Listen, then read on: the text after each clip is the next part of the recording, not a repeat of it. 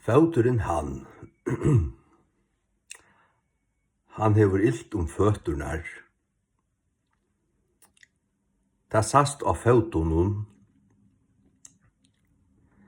Her eru føturnir. Sast du føturnar til honum? Ja. Han let seg i skegvanar. Han er uilaten skegvanar. Føturnar. Ja. Føturnir tøyr. Føturin han. Skjønner?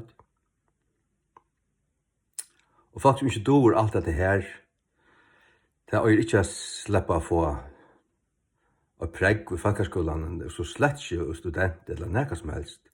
Eller være lærer av bøtten, hvis du ikke vorst alt dette her.